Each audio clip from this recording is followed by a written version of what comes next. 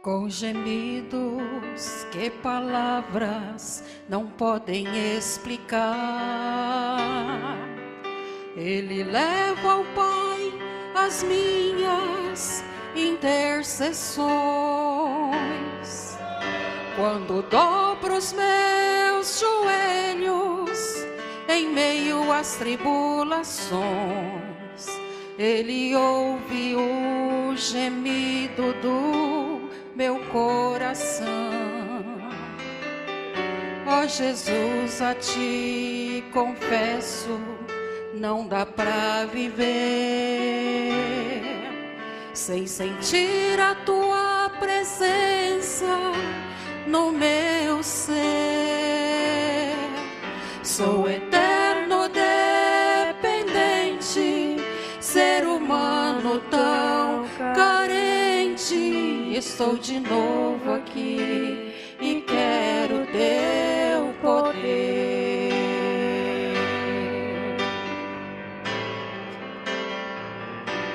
Ainda que pra Te servir, Jesus, eu tenha que chorar, Te servirei porque comigo estarás. Sofrer contigo é bem melhor do que errar.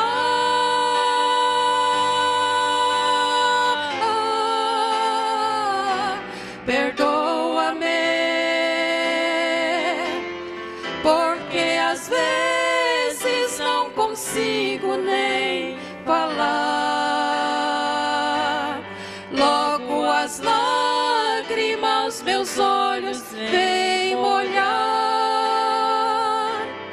como um sinal que Tu estás neste lugar.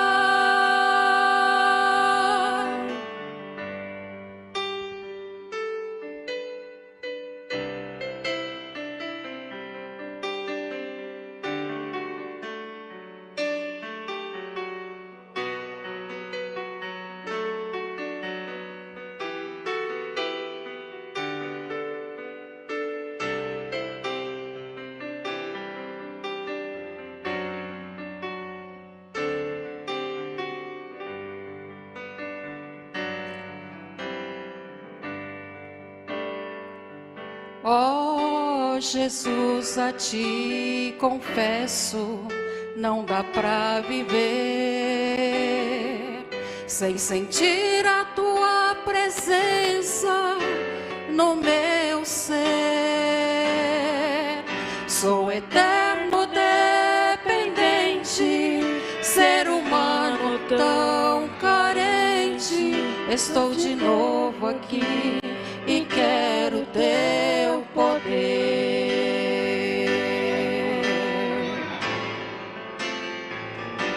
Ainda que pra Te servir, Jesus, eu tenha que chorar, Te servirei porque comigo estarás. Sofrer contigo é bem melhor do que errar.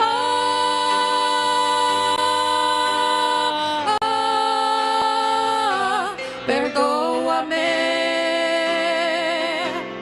porque às vezes não consigo nem falar.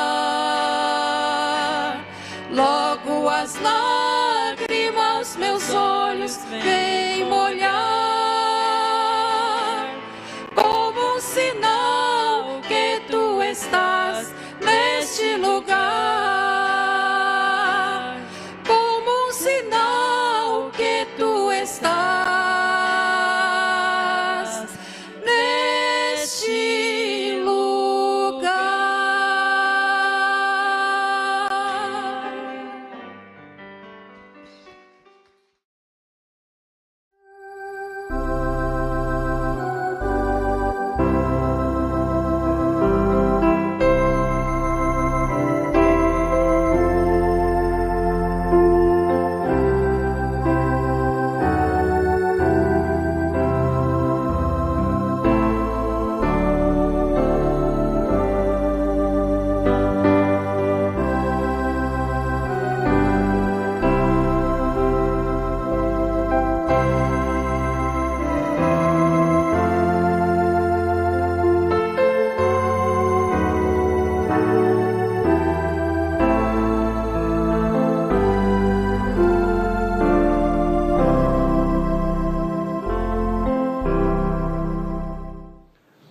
Vamos ficar de pé, irmãos, e lermos um pouquinho aqui na carta aos Hebreus, capítulo 6.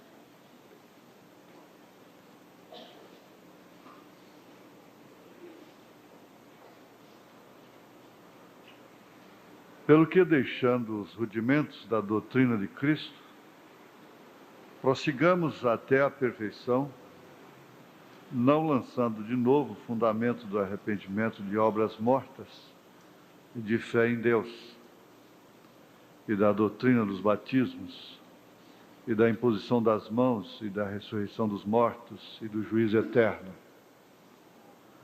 Isto faremos, se Deus o permitir, porque é impossível que os que já uma vez foram iluminados e provaram o dom celestial e fizeram participantes do Espírito Santo e provaram a boa palavra de Deus e as virtudes do século futuro e recaíram, sejam outra vez renovados para arrependimento, pois assim quanto a eles de novo crucificam o Filho de Deus e o expõem ao vitupério. Porque a terra que embebe a chuva, que muitas vezes cai sobre ela e produz erva proveitosa para aqueles por quem ela é lavrada, recebe a bênção de Deus. Mas a que produz espinhos e abrolhos é reprovada e perto está da maldição, o seu fim é ser queimada. Mas de vós, ó amados, esperamos coisas melhores e coisas que acompanham a salvação, ainda que assim falamos. Porque Deus não é injusto para se esquecer da vossa obra e do trabalho da caridade, que para com seu nome mostrastes enquanto servistes aos santos e ainda os servis. Mas desejamos que cada um de vós mostre o mesmo cuidado até o fim, para a completa certeza da esperança, para que vos não façais negligentes, mas sejais imitadores dos que pela fé e paciência herdam as promessas. Porque quando Deus fez a promessa a Abraão, como não tinha outro maior por quem jurasse, jurou por si mesmo, dizendo: certamente abençoando te abençoarei, e multiplicando te multiplicarei. E assim, esperando com paciência, alcançou a promessa. Porque homens certamente juram por alguém superior a eles. E o juramento para a confirmação é para eles o fim de toda contenda. Porque querendo Deus mostrar mais abundantemente a imutabilidade do seu conselho aos herdeiros da promessa, se interpôs com juramento, para que por duas coisas imutáveis, nas quais é impossível que Deus minta, tenhamos a firme consolação, nós, os que pomos o nosso refúgio em reter a esperança proposta, a qual temos como âncora da alma segura e firme e que penetra até o interior do véu, onde Jesus, nosso precursor, entrou por nós, feito eternamente sumo sacerdote segundo a ordem de Melquisedeque. Só podemos agradecer-te, ó Pai, porque grande é a tua graça para conosco. Infinita é a tua misericórdia por ainda estarmos aqui neste lugar. Sabemos que enquanto estamos aqui, é a graça que está nos mantendo. E só uma coisa pode acontecer, é sermos inundados, cheios daquele Espírito que então nos porá dentro, na plenitude da estatura do varão perfeito. E assim teremos a pedra de coroa para subirmos no rapto. Em nome de Jesus Cristo, perdoa os nossos pecados. Ensina-nos a contar os nossos dias de tal maneira que o Senhor que possamos alcançar corações sábios e espíritos retos, os quais o Senhor não despreza. Guarda-nos para a hora da aparição do Senhor. Te pedimos em nome de Jesus Cristo. Amém, Senhor. Amém. Assentai-vos.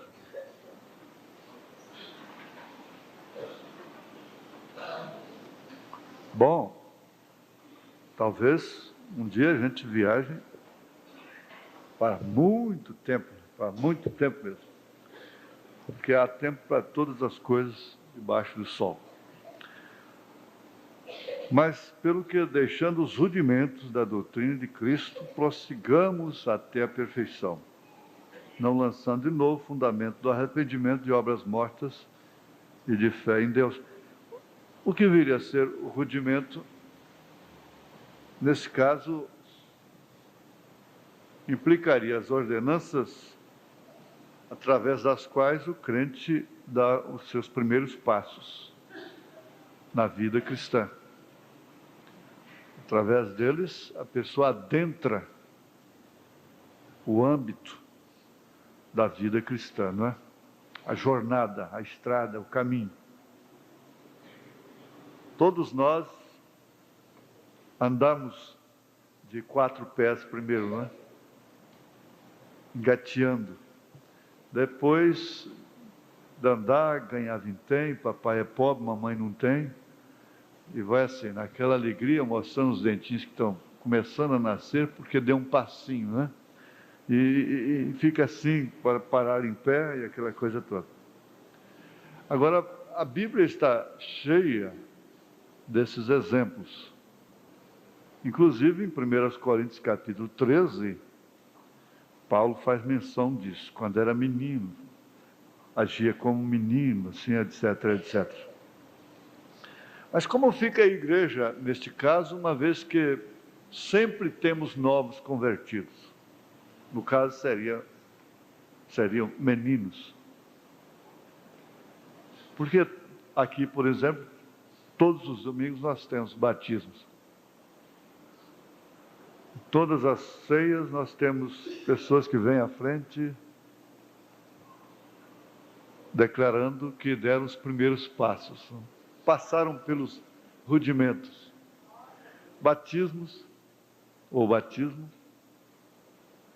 a ordenação da vida no sentido de se vestir, as mulheres principalmente, não cortarem mais os seus cabelos, não terem mais uma aparência mundana, como Paulo, a Bíblia recomenda e o profeta diz, que a mulher cristã deve ter uma aparência de santidade. Muito embora aquilo não a coloque no rapto, nós sabemos disso. Mas tudo isso envolve rudimentos que são indispensáveis. Como o profeta disse, se você não pode o abecedário, como você vai poder com a álgebra? Jesus disse que aquele que é fiel no mínimo, é fiel no máximo.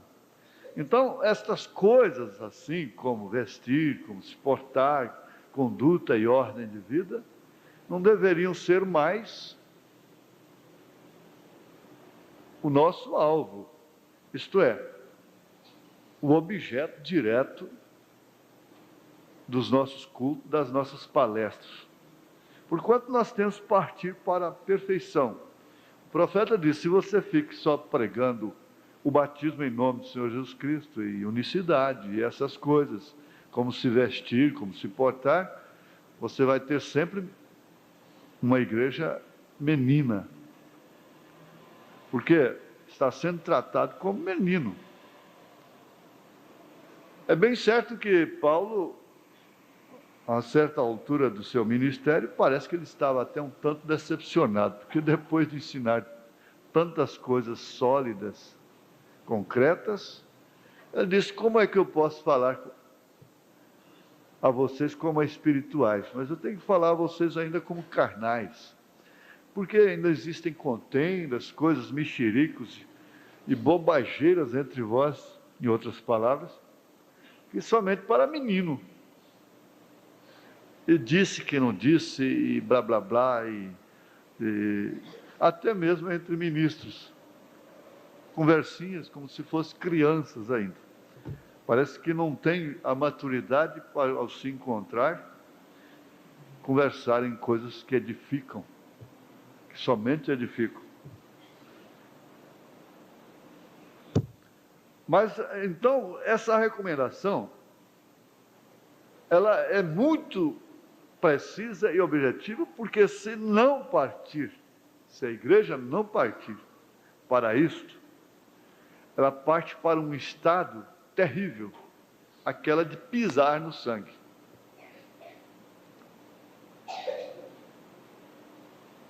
Pisar no sangue. Aqui na carta aos Colossenses, capítulo 2, eu creio. Colossenses, capítulo 2, não é? Paulo disse, verso 16: portanto, ninguém vos julgue pelo comer, ou pelo beber, ou por causa dos dias de festa, ou de lua nova, ou dos sábados, o que fazia uma representatividade, uma representação de que a pessoa era, vamos dizer, era religiosa, era temente a Deus. Ele continua dizendo que são sombras das coisas futuras, mas o corpo é de Cristo.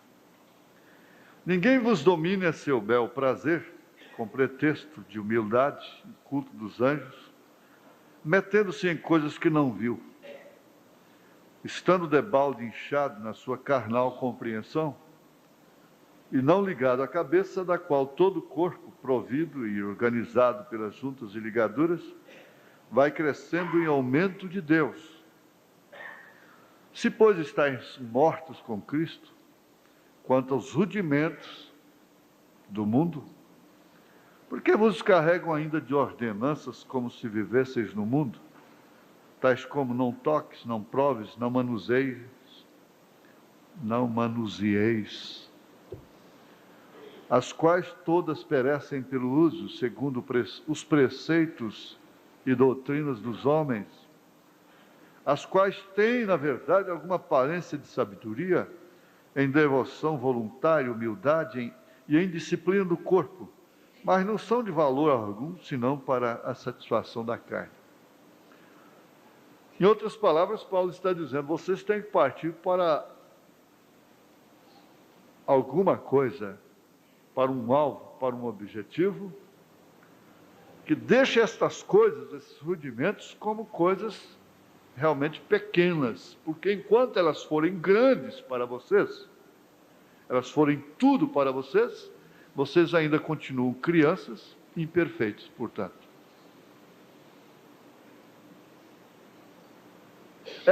Jesus disse, se vocês fizerem, depois que vocês fizerem tudo que eu vos mandei, então vocês vão olhar uns para os outros e dizerem, nós somos servos negligentes e infiéis, porquanto temos feito somente aquilo que o Senhor nos mandou. Ora, mas o profeta diz, aquela criança vem e entra na sua conversa porque ela marcou um gol lá. Ela estava jogando bola e ela vem e te puxa pela barra da calça ali, papai, papai, papai. Para ela fez uma grande coisa. E se o pai diz, pega isso, meu filho, e põe ali em cima da mesa, e ele pega aquele livro, um livro que o seu pai pegaria com a mão só, ele pega com as duas mãos e vai, filhinho, vai, faz isso para o papai. E ele coloca aquele livro lá em cima da mesa e às vezes fica até vermelho, espremendo. E depois que ele coloca lá em cima da mesa, que ele conseguiu com muito custo, ele olha vitorioso para o pai. Ele fez uma grande coisa, mas como menino, como criança. Depois que ele está adulto, ele apanha aquele livro com uma mão só e não é vantagem nenhuma. Ninguém vai sorrir, ninguém vai achar graça, dizer, mas que gracinha, veja, ele colocou o livro lá em cima da mesa. É porque ele fez aquilo como criança, e para ele o feito foi enorme. É relativo, é proporcional, foi muito grande o que ele fez. E outras coisas, veja, essa menina aí, com 6 anos de idade, ela lava as vasilhas e ela vai ficando inchadinha toda. Veja, ela lava as vasilhas desde 5 anos de idade, desde 4 anos que ela me ajuda. O que ela faz? Ela lava as vasilhas, o alumínio, ela faz isso. Olha, mais tarde, daí uns dias, ela toma conta da casa.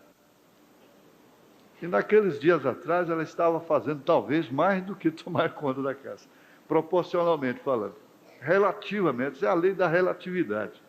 Ela estava fazendo mais. Tem uma cena de uma vespa atacando uma... Nós vamos ver isso aí na hora certa, só fico prometendo. Uma aranha. E ela dá a vida, ela é obstinada, ela tem que matar aquela aranha, porque ela só se reproduz através daquela aranha.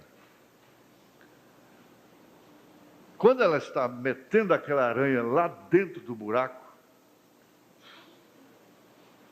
então, o que diz o locutor, o narrador? Ela está pondo a força para puxar aquele corpo ali, daquela aranha, é a lei da proporção, né, da relatividade. Ela está pondo força como se fosse você puxando um homem, puxando um caminhão pelos dentes. Então ela está fazendo tanto quanto um homem estaria fazendo ao puxar um caminhão pelos dentes. Na festa de Trindade, um homem puxou um caminhão cheio de gente pelos cabelos. Ele tinha o cabelo longo, amarrou no para-choque do caminhão, Chevrolet, pelos 46, né? E puxou amarrado no seu cabelo. Ele era um Sansão, né? Era um Sansão. Parece que a Dalila logo furou os olhos dele. E perdeu a força logo. Mas, então, é a lei da proporção, da relatividade. Ela estava puxando aquela aranha ali e, relativamente, ela estava fazendo o quê? Seria como um homem puxar um caminhão pelos dentes. É isso que tem que ser olhado. A igreja se acomoda e se descansa ao poder fazer o mínimo. Ora, o mínimo para manter o Espírito Santo na igreja é você obedecer à ordem da igreja, cuidado com os ritmos da música, os hinos que vão cantar naquela igreja. E o que mais? A liberdade para que ele fale, para que ele discipline. É o mínimo que se pode fazer. Mas você tem que entender qual é o mínimo que você pode fazer em sua vida, de um modo geral. Ou a igreja caminha para a perfeição, ou então ela vai fazer o quê? Ela vai regredir.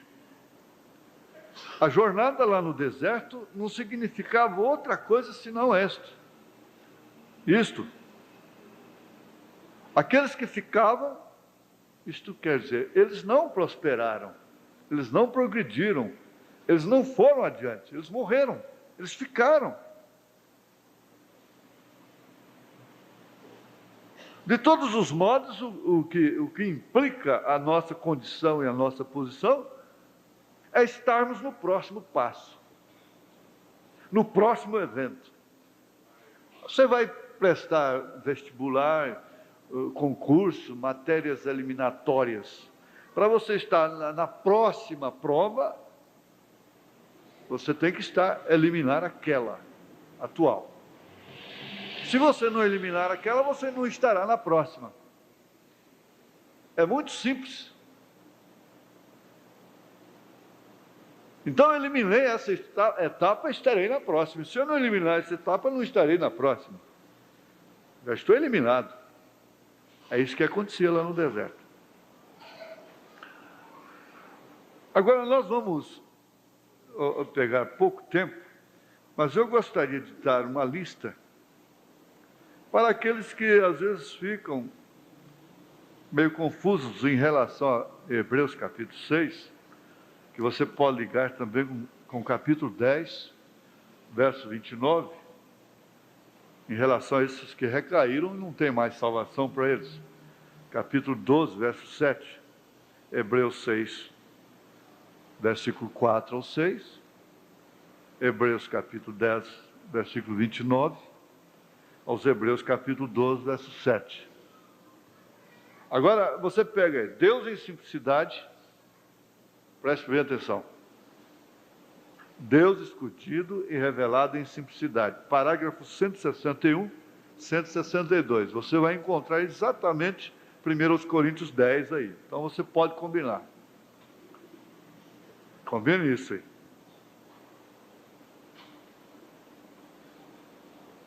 Deus escondido e revelado em simplicidade.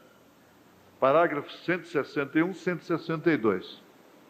Normalmente a gente faz o seguinte, põe o parágrafo primeiro, 161, 162, depois você escreve o nome da mensagem. Porque a tendência é a gente esquecer o número do parágrafo, né? Sabe, guarda o número, enquanto escreve o número da mensagem, esqueceu o número do parágrafo. Então, 161, 162, Deus em simplicidade. Precisa escrever tudo, Deus escondido e revelado em simplicidade. Para você saber qual é a mensagem, Deus em simplicidade. Você já sabe, é Deus escondido e revelado em simplicidade. É da série dos selos. 284, 285, os ungidos dos últimos dias. Mas você põe os ungidos, você já sabe que é dos últimos dias. 284, 285. 137, possuindo todas as coisas. 137, possuindo todas as coisas. 92, demonologia, que você pode pôr DMO, ponto, estado religioso. Demonologia, estado religioso. 92, né? Agora, uma muito boa também, 99, ponto e vírgula, que você salta para o 104, ponto e vírgula, 127. 99, 104, 127. Perguntas e respostas número 15. –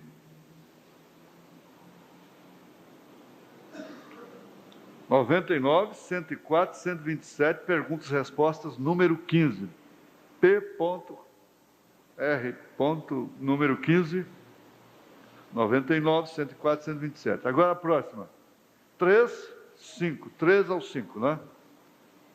A divindade explicada. Isso é em relação, é mais para obreiros, viver o sermão que prega. Aí depois vem o 217. Apesar de que não é só quem tem que viver, cada um tem um sermão, né? A mãe tem um sermão, o pai tem um sermão. 217, Hebreus capítulo 4. 217 da mensagem Hebreus capítulo 4.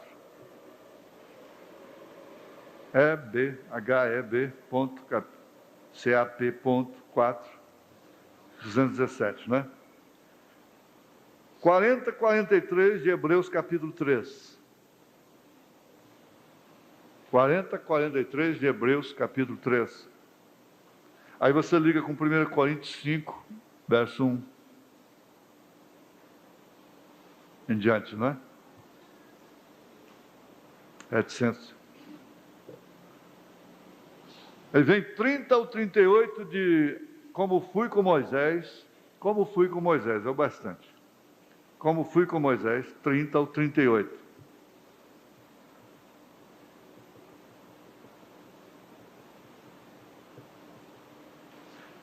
Aí vem a redenção. Você vê aí 227 de futuro lar. O futuro lar da noiva celestial e do noivo terrenal. O futuro lar, 227. E ainda o futuro lar, o plano da redenção, 249, que é 249, 271, 312. 249, 271, 312. E ainda 167, perguntas e respostas, eu engoli o número, número 3, perguntas e respostas, número 3, 167.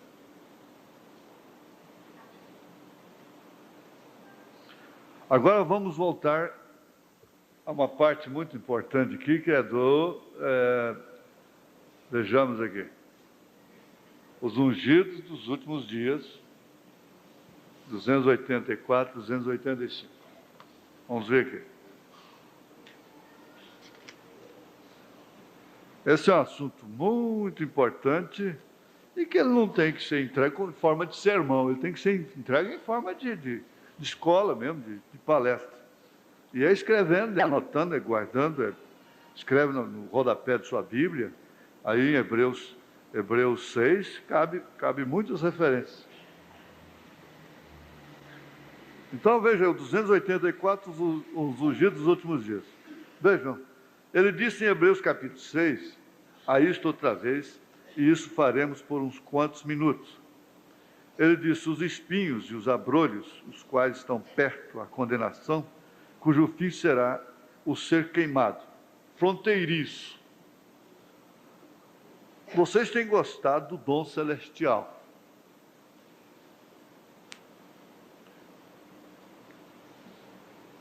O crente fronteiriço, ele dá muito trabalho. Ele deu muito trabalho para Moisés. Ele sacrifica muito os outros. Ele sacrifica todo o corpo. Ele prejudica demais a congregação. O crente fronteiriço.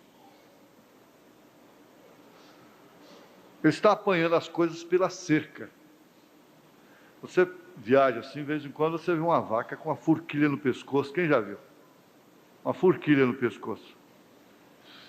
Aquilo é vaca roceira. Ela gosta, ela mete o pescoço no arame lá e larga o pasto para ir comer na roça ou no pasto dos outros.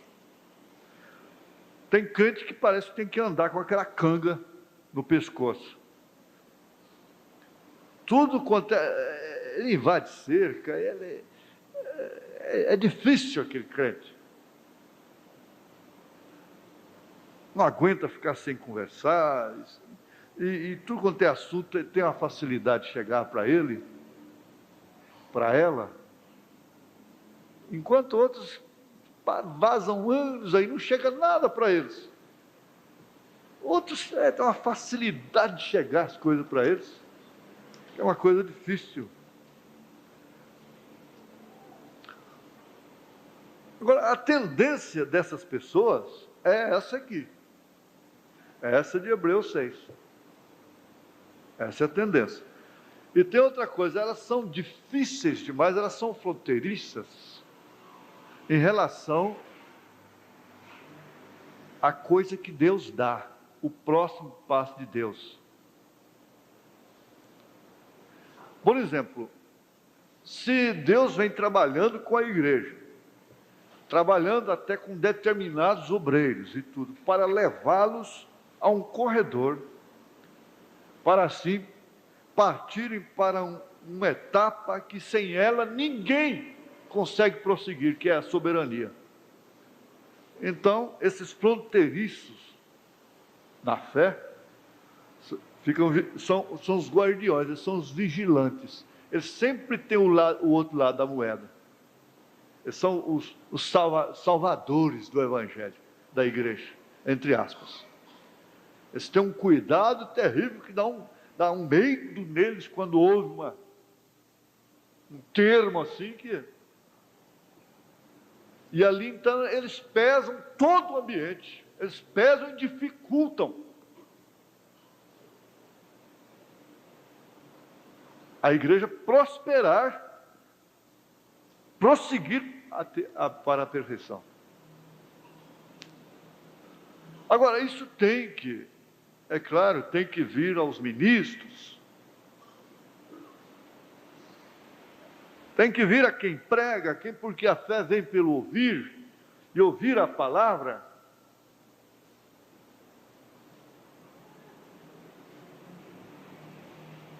a essas alturas, viver o sermão batista, é muito fácil, um sermão presbiteriano, um sermão de ordem social, uma mensagem lógica. A igreja vai discernindo os pregadores que têm mensagem lógica dentro da própria mensagem, é lógica só lógica. E vocês entendem que há até uma certa dificuldade de comunicação daquilo.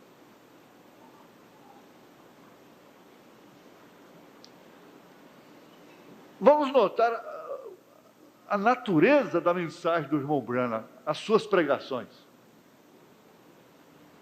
Elas não tem nenhuma delas que se possa dizer que seja uma mensagem lógica. Eu não dou conta de esclarecer tudo isso, mas o Espírito, ele se encarrega de iluminar as pessoas, e o mais interessante é que, quando o Espírito fala, as pessoas já perceberam isso há muito tempo, é simplesmente para confirmar o que elas perceberam. É ou não é? Então nós gritamos, dizemos amém, grande mensagem, tudo bem, grande mensagem. Tem padre que prega, deixa o pequenininho lá embaixo.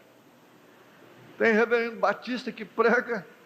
Ora, a gente já tem que ter o senso de entender o que é um dom de oratória e de combinar as coisas, o plano da salvação. Um pregador é um ator, ele faz um drama e faz as pessoas verem quadros, cenas. Uma mensagem dessa ilustrada com imagem, se eu for contar, dramatizar aqueles mergulhadores ali, vocês ficariam imaginando, pois é, ele foi lá no fundo, eles foram lá no fundo, mas depois um que era capaz. Ali a imagem ajudou demais, 60%. Mas o pregador bom, ele faz isso. E o mundo está cheio de pregadores que mostram o quadro de Bartimeu, mostram o quadro de Moisés. Então, o irmão Branham elogiou demais o filme, Os 10 Mandamentos. É uma mensagem, é uma inferência bíblica, mas aquilo é uma inspiração. Então, nós não temos que ter, eu não posso nem dizer cuidado, porque esse cuidado, esse termo, tenhamos cuidado, não tem nada a ver com quem já está despertado pelo Espírito, está predestinado para isso. Mas o fronteiriço, em relação aos passos de Deus, eles, logicamente, isso é uma questão de física. A gema está no meio, a clara está de lado, a casca está por fora do ovo. A gema está no meio, então está na gema. A gema está no meio. Fulano é da gema. É da clara ou é da casca? Então, ali em Israel, quem estava na fronteira, logicamente, ele ficaria sempre por último, chegaria nele, ou ele chegaria por último, qualquer coisa assim. Fronteiriço, ele pôs exclamação. Vocês têm gostado do dom celestial? Agora, isso vem uma aplicação à era da igreja. Uma aplicação à era da igreja, os pentecostais, que provaram do dom celestial e não aceitaram a mensagem. Então, eles pisaram no sangue de Jesus. Então, meus irmãos, minhas irmãzinhas aí, fiéis e que vivem errando, e lê Hebreus 6, meu Deus, não tem mais perdão para mim. Então, vai, encontra isso lá no seu grupinho humilde lá. Só vai encontrar isso, e o pregador sobe com a mensagem lógica ao pé da letra, mata quantos?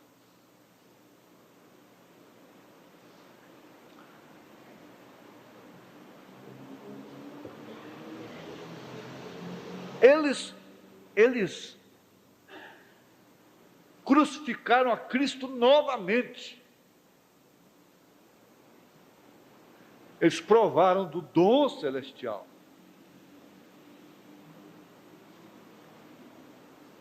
E rejeitaram. Olha, irmãos, o mundo pentecostal deve tudo ao irmão Branham. Não tem um crente revelado na mensagem que possa descrer nos dons celestiais. Você pode vir da igreja católica, metodista, batista, seja qual for, mas o crente revelado, ele crê na cura divina. Ele não pode crer que os dias dos milagres passaram, porque o profeta teve 3 etapas específicas, sempre carregando a cura divina até o fim, porque Jesus é o mesmo ontem, hoje e eternamente. Então é preciso guardar isso. A igreja não quis partir para a perfeição e ficou presa em rudimentos. Ela ficou presa em o homem andar com colarinho abotoado, manga abotoada, as mulheres com as mangas aqui, vestidos lá embaixo, os homens usando chapéus. E se um crente pentecostal fosse encontrado num bar tomando uma cruche, uma mirinda, um guaraná, ele seria suspenso por 90 dias.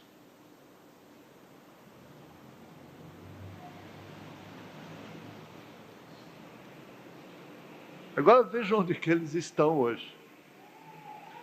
Eles tinham os instrumentos de sopro, que de quando em vez tinham que tirar ali, escorrer o cuspe dentro da própria igreja. Tinha os pandeiros, tinha aquela coisa toda. Eles eram grosseiros, analfabetos, ignorantes, e havia curas e maravilhas no meio deles.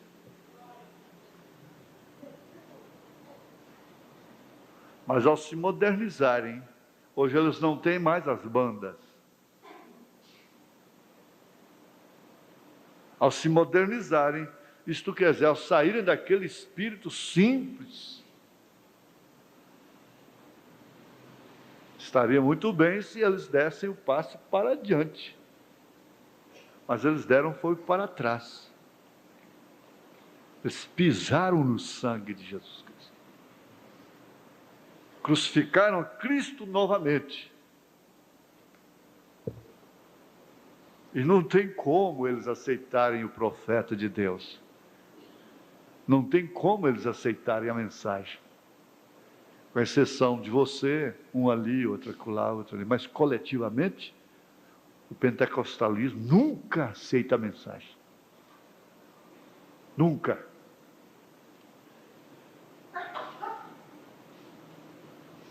Vocês têm gostado do dom celestial, provado, em outras palavras, o têm visto. Não se pode provar com a boca, porém o têm visto. E vocês sabiam que era verdade. Sabiam que era verdade. Provaram do dom celestial e foram participantes do Espírito Santo na medida que veio sobre vocês. Provaram a boa palavra de Deus, provaram e viram que estava correto, e o Espírito Santo veio sobre vocês. O espinho no campo. Então se desvia, negando ao próprio Cristo, que lhe santificou e lhe chamou, dando-lhe unção. Já não resta sacrifício para pecado, para isso.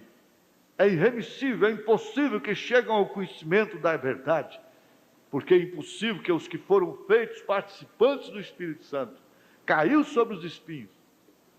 Bem, começou ali com Jesus e Senhor, eu o seguirei. Porém, quando veio a palavra, voltou para trás. Quando veio a mensagem. Participantes do Espírito Santo, e provaram ouvir a própria palavra ser manifesta, e então se desviaram. É totalmente impossível que eles possam ver ou cheguem a crer. Isso é assim, diz a Escritura: passarão os céus e a terra, mas minhas palavras não hão de passar. O vem? Totalmente impossível, assim diz a Bíblia, e o Espírito Santo dá testemunho disso. Mas o 285 vai nos mostrar uma coisa. Tá um negócio, dá para ser de uma, né? Não é esnobando, mas é difícil mesmo, porque palestra não se dá. Vejam essa gente que saiu sob a profecia de Moisés. Saíram dessa organização e saíram de tudo sob a profecia. Viram as obras maravilhosas, os prodígios e essas coisas e chegaram à fronteira. A fronteira é entrar. Isto quer dizer, alcançaram a fronteira e entraram. Vê? Para vocês que não estão aqui, ali na ligação telefônica, o Dr. Lee Vale está sentado aqui. Ele está gramaticando este livro das 7 eras da igreja. E saiu o problema, a questão de seu nome sendo tirado do livro da vida do Cordeiro. Isso tem confundido a vários ministros, porém, esperem até que recebam o livro. Então entenderão se tem luz. Que o nome será arriscado do livro da vida. Ele diz aqui, de seu nome sendo tirado do livro da vida do Cordeiro. Isso tem confundido a vários ministros, porém, espera até que recebam o livro, então entenderão se tem luz. Agora, se não querem ver, voltarão a cabeça e nem olharão. Mas é exatamente aqui nós podemos fechar o assunto.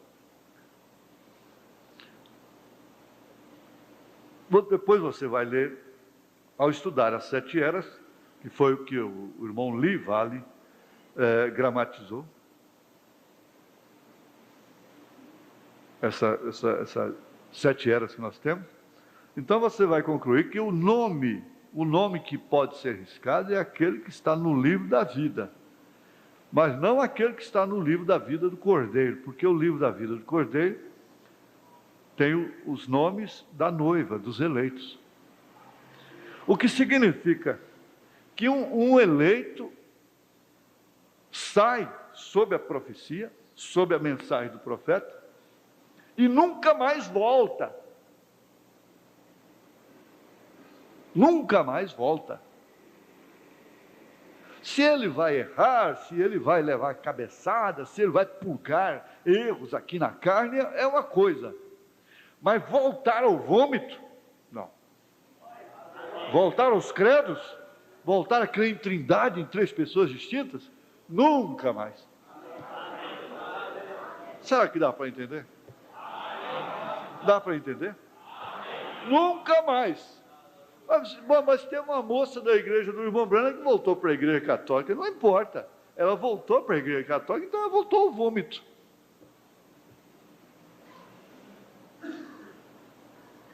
É simples. E daí, então, nós temos uma série de mensagens, de referências, que mostra que o eleito purga os seus erros aqui. Não vai pensar que o seu erro vai ficar impune.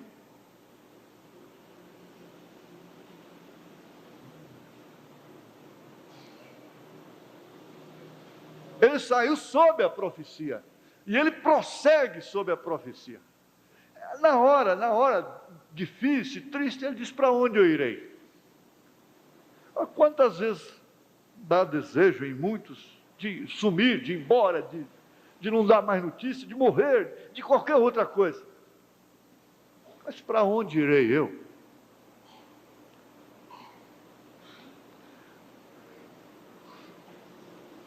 Não dá mais, não dá nem para o próximo toque. Mas fica aqui, ó. O futuro lar, só para ver esse aqui, ó. Futuro lar.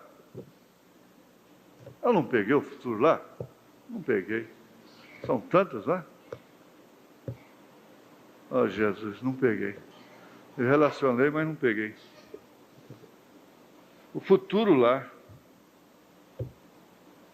Eu já dei essas referências, né? 249, 271, 312. Você verá a redenção. Eu coloquei aqui sobre a redenção. Mas, de todas as formas, não daria, porque é um outro tópico. Mas fica aqui, veja o quanto é importante. Eu gosto muito de sintetizar a coisa. Você sai sob a profecia e você prossegue. Prossigamos. Você prossegue. Não vamos nunca ter tonterias doutrinárias, mas tudo que Deus tiver para nós, seja difícil, seja fácil, seja o que for, nós não temos dificuldade em aceitar.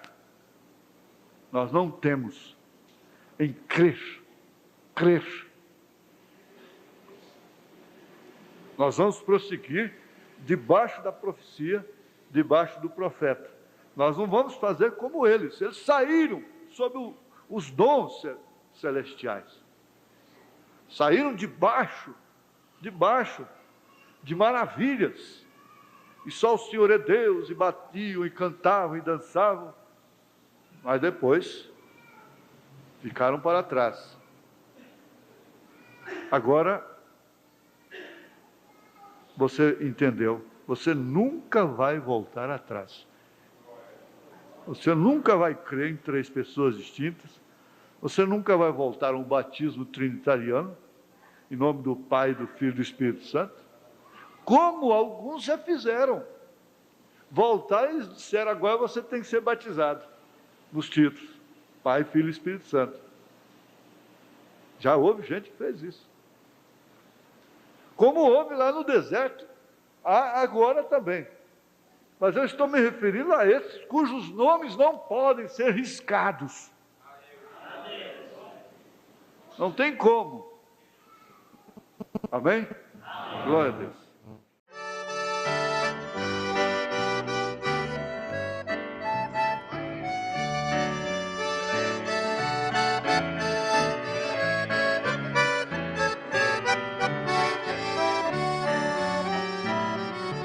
As situações aqui nesta vida às vezes querem nos desanimar. Um forte cansaço desce em teus ombros, parece até que não vai suportar.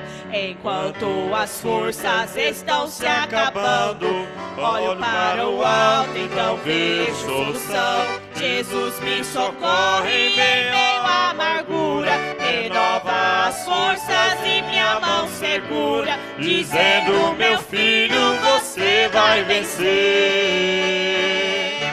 Você vai vencer, por onde passares estarei contigo. Eu sou o teu Deus, teu fiel amigo, contigo no vale vou atravessar. Prossiga lutando que eu vou na frente para te guiar. E se tropeçares vou te levantar, e no fim da jornada a vitória terás.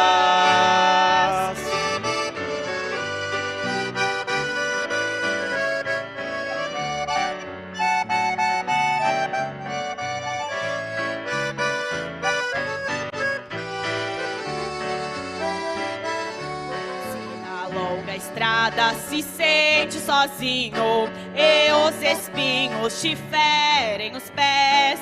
O inimigo se mostra gigante, parece até ser maior que tua fé. Mas nessa batalha não luta sozinho, existe um amigo que quer te valer, que me prometeu não te deixar sozinho. Chame por ele, ele está bem pertinho, te ajuda e te diz que você vai vencer.